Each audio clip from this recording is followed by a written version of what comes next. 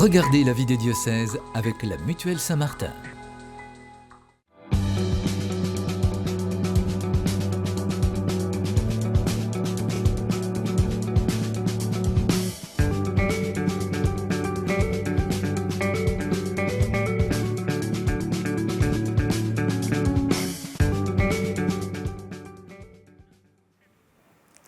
Bonjour à toutes et à tous, bienvenue dans la vie des diocèses. Comme chaque semaine, nous partons à la découverte d'un territoire, d'un diocèse et de son évêque.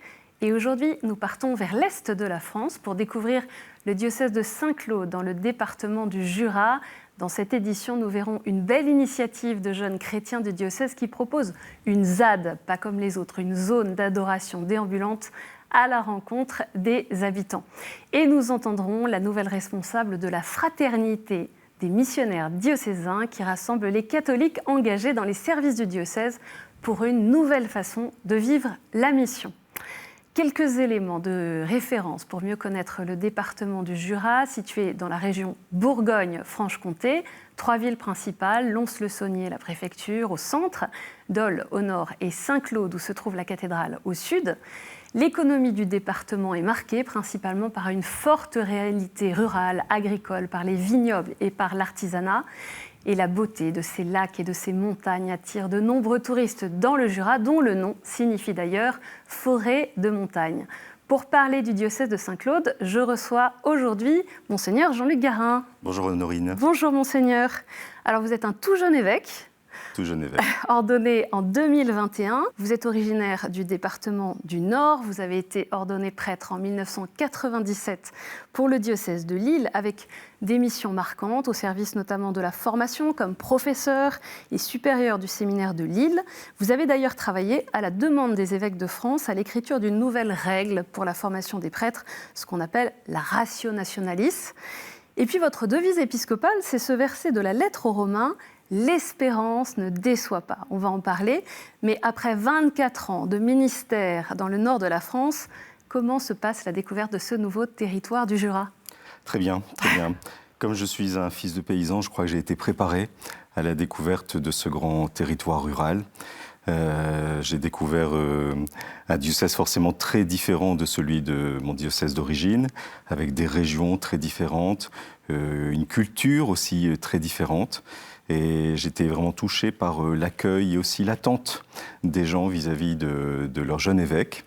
Ils m'ont vraiment aidé à découvrir cette magnifique région, comme vous l'avez dit, avec ses lacs, ses forêts. C'est vraiment un endroit où je me plais beaucoup. Alors on va pouvoir justement mieux connaître votre diocèse. Pour ça, quelques points de repère pour commencer. Le diocèse de Saint-Claude comprend 259 000 habitants avec 65 paroisses réparties en 15 doyennés, 25 établissements dont l'établissement catholique. Il y a actuellement 37 prêtres diocésains de moins de 75 ans, un chiffre qui va beaucoup diminuer d'ici 2 ans, on en reparlera. Un séminariste en formation, une trentaine de laïcs en mission ecclésiale. Monseigneur, pour commencer, je vous propose de nous partager une actualité de cette année, une actualité peut-être inattendue, c'est le bicentenaire de la naissance de Louis Pasteur, qui n'est pas un saint.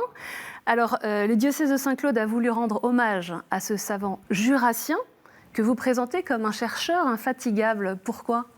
Alors, c'est une grande figure qui a marqué forcément le département du Jura.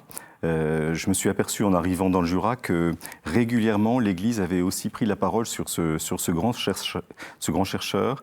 Et je me suis dit c'est aussi une occasion de faire comme un parvis des gentils adapté. Alors expliquez-nous, parce que le terme parvis des gentils, il est un petit peu étonnant quand on ne connaît pas la signification. Parvis des gentils, ça vient de Benoît XVI, c'est-à-dire ce sont des lieux de dialogue entre la société et l'Église. Et donc j'avais à cœur de trouver un lieu de dialogue entre l'Église et la société et le département du Jura à travers cette belle figure. Et on va le faire avec 3 portes d'entrée. D'abord, la foi de Pasteur. Est-ce que finalement c'était un chrétien ou pas ? On sait que quand il venait dans le Jura, régulièrement il allait à la messe, peut-être moins quand il était ici à Paris. Et du coup, on va faire une conférence sur Pasteur et son épouse, parce que son épouse a joué aussi un grand rôle. Et puis, on s'est dit aussi, dans le contexte d'aujourd'hui, Pasteur a été confronté en son temps à des pandémies. Nous, on en sort. Donc, on a demandé aussi à Jean-Luc Marion de nous préparer, un membre de l'Académie française, de nous préparer une conférence sur quelque chose comme pandémie d'hier et pandémie d'aujourd'hui. Et puis, forcément, la figure d'Œuvre Pasteur nous invite à poser la question de science et foi. Et donc, il y aura aussi 3 universitaires de 3 universités catholiques de France qui viendront animer une table ronde. Donc, vous voyez, à travers cette figure de Pasteur, ça permet d'aborder 3 thèmes très ouverts où tout le monde pourra se retrouver. Donc, ce seront des conférences, des rendez-vous tout au long de cette fin d'année 2022 et 2023, c'est ça? C'est ça, jusque décembre 2022. Jusque la fin de l'année, voilà. Très bien. Alors, vous avez voulu, Monseigneur, mettre en valeur une initiative de la pastorale des jeunes du Jura. Cet été, pendant une semaine, une dizaine de jeunes professionnels ont sillonné une partie du sud diocèse, de Miège à Saint-Claude, pour une ZAD, une zone d'adoration déambulante. Une démarche originale qu'on découvre grâce au reportage d'Ophélie Marien. Donc là, on est descendu et on a encore à peu près 3 km jusqu'à la fromagerie, le village.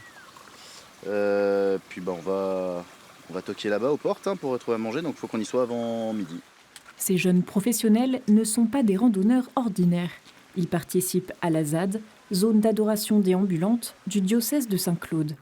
Dans leur sac, pas de pique-nique. On est des pèlerins et on marche de l'ermitage de Miège, du côté de Nozeroy. On traverse le Jura jusqu'à Saint-Claude à pied. Et c'est pour savoir si vous auriez éventuellement un petit quelque chose à manger, à partager. Partis avec le strict minimum pour une semaine, ils font l'aumône chaque midi pour le déjeuner, mais aussi pour trouver un logement le soir. L'occasion de rencontrer les habitants et de faire l'expérience de la Providence. On trouve toujours en fait ce qu'on cherche, que ce soit dans les rencontres et puis aussi, on n'a jamais eu de problème pour déjeuner ou pour dormir. Mais ça nous apprend aussi que même si on sait que la Providence nous comble, on est quand même toujours un peu stressé avant en se disant, parce qu'on arrive à midi, on est fatigué, on se dit est-ce qu'on va vraiment y arriver et tout. Donc on voit en fait qu'il faut vraiment avoir confiance en Dieu et en la Providence, mais voilà, et puis c'est un effort à faire, quoi. Cette initiative permet de revivifier un diocèse très rural en allant de paroisse en paroisse. Un vrai défi pour la pastorale des jeunes. La ruralité, vraiment les plus petits villages ne voient jamais passer de jeunes. Les églises sont de plus en plus vides et en vieillissantes.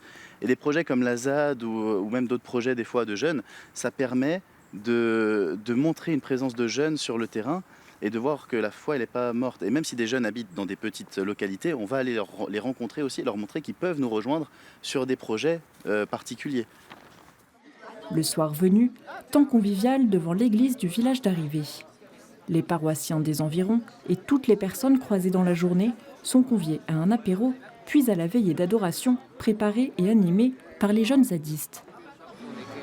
C'est des bonnes initiatives, ça. De toute façon, c'est vrai qu'on ne peut qu'apprécier le fait que les jeunes s'investissent comme ça. Stéphanie est à l'origine de cette initiative lancée il y a un an.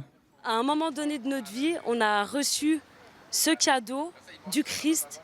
Maintenant, qu'est-ce qu'on en fait? Est-ce que je le garde pour moi ou est-ce que j'ai envie de le partager à tous? On ne s'est pas cassé la tête. On a rouvert la Bible et on a regardé un petit peu ce que Jésus il faisait. Jésus il marchait, il allait de ville en ville. C'est un peu ce qu'on fait en fait tout au long de la semaine. Et concrètement, ça nous nourrit parce qu'on va être amené à rencontrer des gens qui vont nous confier leur vie.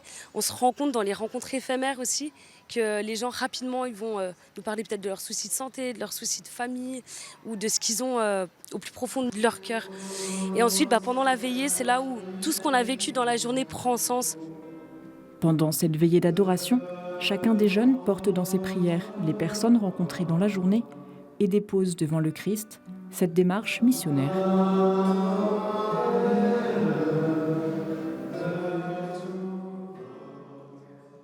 L'expérience de la Providence, des rencontres, l'évangélisation, c'est un cocktail assez enthousiasmant que viennent de nous proposer, nous présenter ces jeunes professionnels. Oui, c'est très beau. Il y a quelque chose d'inspiration franciscaine. Les franciscains ont évangélisé, ont contribué à beaucoup évangéliser le Jura. Et je suis très frappé. Alors, ils sont beaucoup aidés et accompagnés par la communauté des Clarisses de Poligny, donc des Une des communautés présentes sur votre territoire. Un des 3 monastères. Et donc on sent cette fibre franciscaine avec ces jeunes qui ont beaucoup de feu dans le cœur pour l'évangélisation. En même temps, et ça dit quelque chose d'ailleurs du Jura, beaucoup de simplicité, il ne faut pas que ce soit très compliqué. Et en même temps, un sens de la rencontre, un sens de la providence, et puis l'adoration eucharistique qui est au cœur de leur vie, et il y a quelque chose de très beau. On voit aussi que c'est une manière d'habiter ce territoire, qui est un territoire particulier, qui nécessite une organisation, la prise en compte de ses caractéristiques géographiques. Vous me disiez aussi les aléas du climat, on en parlait. C'est aussi un des défis pour la vie pastorale. Comment est-ce qu'on prend en compte cette réalité-là, d'avoir un temps de voiture assez long pour aller d'un endroit à l'autre? Comment est-ce que vous le prenez en compte? Alors déjà, mon prédécesseur a pris une initiative extrêmement intéressante, c'est qu'il a mis l'évêché au centre géographique du diocèse. Du coup, donc à Lons-le-Saunier. À Poligny. À Poligny, d'accord. Et donc, c'est déjà beaucoup plus facile pour rassembler le diocèse dans une seule maison qui est à taille humaine, où il y a tout. Il y a l'évêché, mais il y a aussi les services diocésains, il y a la curie, c'est la maison diocésaine d'accueil. Et donc, on se retrouve vraiment dans une dimension fraternelle. Après, c'est sûr que le Jura, c'est une mosaïque de différentes régions. J'aime bien donner l'exemple, je ne sais pas si j'ai des confrères évêques qui ont le même défi, mais quand je me rends à la cathédrale, il faut 1h20 quand il fait beau, mais quand il pleut ou qu'il y a de la neige ou du brouillard, c'est 1h30 ou un peu plus. Et donc, c'est un diocèse où il faut faire beaucoup de déplacements. Ce sont des régions aussi, parce que même dans la région toute plate du diocèse, elle est traversée par une immense forêt de 30 km. Et donc, c'est la géographie qui impose aussi la dimension pastorale. Et donc, il faut pouvoir trouver une vie d'église adaptée à chaque région. Ça veut dire que le maillage du territoire dont on parle tant, il n'est pas possible, même pour des raisons géographiques, où il est compliqué. Oui, il faut tenir compte de la géographie. Au fin fond d'une vallée, il y aura une paroisse ou un doyenné de 5000 habitants. Ça sera toujours comme ça, et ça ne sert à rien d'essayer de le raccrocher à d'autres, parce que...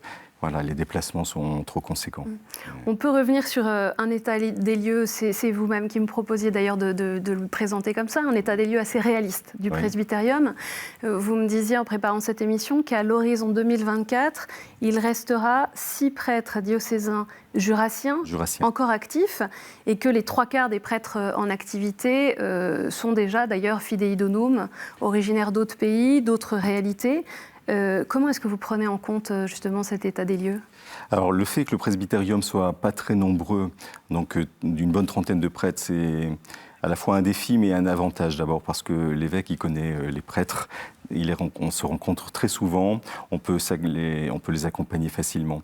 Après c'est sûr qu'en ayant une dizaine de prêtres incardinés, donc 6-7 jurassiens plus 3 prêtres africains, et tous les autres étant des prêtres fidei donum avec un turnover extrêmement important, pouvoir se projeter à long terme dans une perspective d'évangélisation, c'est un sacré défi. Et donc, on se pose aussi beaucoup de questions sur l'accompagnement des paroisses dans les années à venir. Il faut être très réaliste, et en même temps, je ne suis pas très inquiet, parce que j'ai rencontré des laïcs extrêmement formés, avec du feu dans le cœur, qui ont aussi un désir d'évangélisation, qui prennent à bras-le-corps la vie de leur paroisse.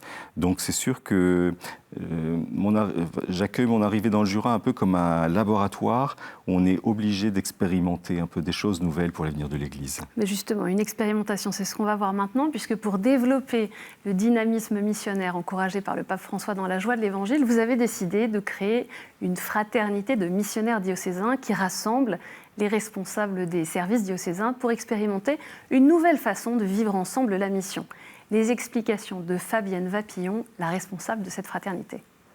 Notre évêque a souhaité constituer une fraternité pour nous permettre de vivre justement en frères, avec des projets transversaux pour décloisonner un peu, et que chacun, tout en gardant sa spécificité, puisse aussi s'ouvrir aux autres responsabilités, aux autres type de mission. Avec une conviction profonde, c'est que la fraternité est missionnaire. C'est comme dans l'Évangile, voyez comme ils s'aiment. Je pense que si nous, on vit cette fraternité, on portera Jésus au monde. Et c'est d'abord ça, Jésus, quand il rassemble ses disciples, il les met ensemble. Donc on est invité à en faire autant, et je pense que si les gens trouvent une vraie fraternité, on sera aimant. Voilà, on attirera peut-être des gens aussi à nous. L'idée, c'est mettre en œuvre ce « voyer comme ils s'aiment » à partir des chrétiens qui déjà ont cette mission au sein du diocèse? Oui, je pense que... Alors, quand je suis arrivé dans le Jura, on sortait de... Enfin, non, on était encore en pleine pandémie avec le Covid, et il y avait une forte attente des services diocésains de vivre quelque chose de nouveau. Le Covid avait un peu ralenti, voire paralysé même un peu la pastorale. Et il y avait cette attente d'une nouvelle impulsion. Et l'intuition que j'ai eue, c'était de passer en second plan la dimension service diocésain, parce qu'il y avait cette attente que les choses soient moins cloisonnées entre elles, et de faire vivre, et donc je ne les appelle d'ailleurs plus des services diocésains, les responsables de services diocésains, on dit aujourd'hui dans mon diocèse missionnaires diocésains. Par exemple, au lieu d'avoir un responsable de la catéchèse, il y a un responsable de l'évangélisation des enfants et des ados, ou bien au lieu d'avoir un service de formation, responsable de l'évangélisation des adultes. Le changement de vocabulaire dit aussi le changement de perspective dans une dimension d'évangélisation. Et puis le but, pour décloisonner, eh bien, je leur demande d'être là tous le jeudi, et en particulier un jeudi par mois où on vit vraiment cette fraternité pour prier ensemble, pour se former ensemble, et puis pour proposer ensemble des projets missionnaires un peu nouveaux, un peu audacieux. Alors qu'est-ce qu'il y a justement comme mission commune prévue? Alors prévu pour l'année prochaine, on va renouveler une mission Lourdes. C'est-à-dire que Lourdes, c'est quelque chose de très important dans le diocèse. Quand je suis arrivé, les diocésains n'avaient pas pu aller à Lourdes parce qu'il y avait la pandémie. Et on s'est dit, mais si on ne peut pas aller à Lourdes, Lourdes va venir à nous. Il y a plusieurs grottes de Lourdes, le Jura, et c'est une terre mariale, il y a 30 sanctuaires mariaux. Et donc on s'est dit, eh bien on va faire venir des chapelains de Lourdes et on va faire comme des missions, des temps d'évangélisation avec eux dans différents endroits du diocèse, et on va renouveler cela. Le Jura a été très éprouvé l'an dernier par des drames, des accidents de voiture, des familles qui ont rencontré des deuils épouvantables. Et on s'est dit aussi, l'Église doit apporter une parole de consolation. Et la façon dont on a cherché avec les missionnaires diocésains comment on pouvait répondre à cette demande, on va mettre en place cette année une mission consolation, compassion. Et comme on n'a pas beaucoup de moyens, on va se faire aider par l'équipe de Montligeon qui va venir dans le Jura pour vivre cela. Un autre projet, on a besoin d'une pastorale des jeunes qui retrouve un peu de peps, de dynamisme. Alors j'ai demandé à tous les missionnaires diocésains de se concentrer sur un renouveau des camps d'été, un camp prière et musique, prière et théâtre, prière et sport. Et c'est tous les responsables de service, donc tous les missionnaires diocésains qui s'y mettent ensemble pour proposer ces projets un peu nouveaux. Et comment est-ce que cette dynamique concerne aussi les prêtres, les paroisses? Alors en fait, le thème de la fraternité, dans le diocèse, on va essayer de le décliner à 3 niveaux. Le premier niveau, alors c'est pas par ordre d'importance, c'est dans l'ordre chronologique où ça s'est présenté à mon ministère. C'était d'abord au niveau de la fraternité des prêtres diocésains. Le deuxième niveau, c'est que je demande à tous les prêtres de vivre cette dimension de la fraternité par zone. Le diocèse est divisé en 4 zones, en 4 parties. Et donc aux prêtres aussi de se retrouver ensemble pour prier, pour s'entraider dans une perspective de projet missionnaire un petit peu nouveau. Et puis, je dirais, ces 2 aspects sont là pour converger vers un troisième, qui est la création de fraternités paroissiales, qui sera vraiment le grand axe pastoral pour cette année. Mais il était précédé de la fraternité des missionnaires diocésains et de la fraternité des prêtres, parce qu'on ne peut pas demander aux paroissiens de vivre quelque chose si nous-mêmes, nous ne le vivons pas. Et donc l'axe missionnaire qu'on va essayer de développer aussi pour redonner un sens profondément évangélique à la fraternité, c'est d'en développer un peu partout dans le diocèse. Dans votre dernière lettre pastorale de février 2022, vous avez présenté les 5 essentiels que représentent la prière, l'évangélisation, la fraternité, on l'a évoqué longuement, la formation et le service, avec évidemment Jésus, l'Évangile et l'Église au centre. Ce retour à l'essentiel, c'est ça la source de la joie chrétienne ? Oui, je crois qu'on a besoin de redécouvrir aujourd'hui une expérience de foi intégrale. Quand on interroge le grand public, être chrétien, c'est celui qui va à la messe le dimanche. Chez moi, pour aller à la messe le dimanche, quelquefois, il faut du courage parce qu'il faut faire des kilomètres et des kilomètres. Et des jeunes ou des jeunes familles, quelquefois, ont du mal à se retrouver tout de suite dans le langage de la messe. Et dans une perspective d'évangélisation, je crois que c'est important de proposer des paliers successifs.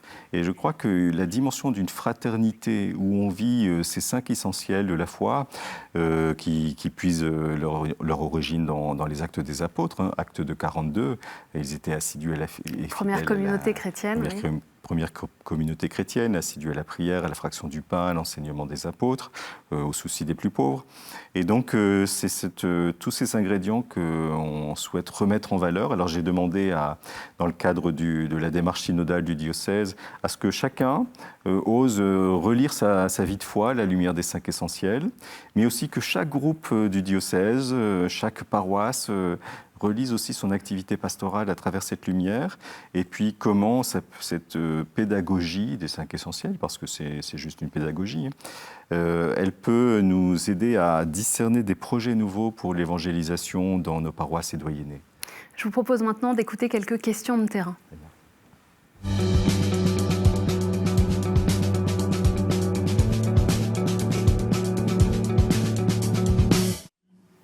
La première question, elle nous vient de Maxime, qui a 21 ans et qui habite dans le doyenné de Lons-le-Saunier. Bonjour Monseigneur, moi je m'appelle Maxime, j'ai 21 ans et ma question, ça serait: que diriez-vous à un jeune qui ne va pas à la messe le dimanche parce qu'il ne s'y retrouve pas? Merci. Eh bien justement, Maxime, je t'invite à d'abord rejoindre une petite fraternité de jeunes et à apprendre à découvrir les 5 essentiels. D'abord vivre cette fraternité, cette joie de se retrouver, de pouvoir méditer la parole de Dieu ensemble, d'avoir une initiation à la prière, de rendre service auprès des plus pauvres.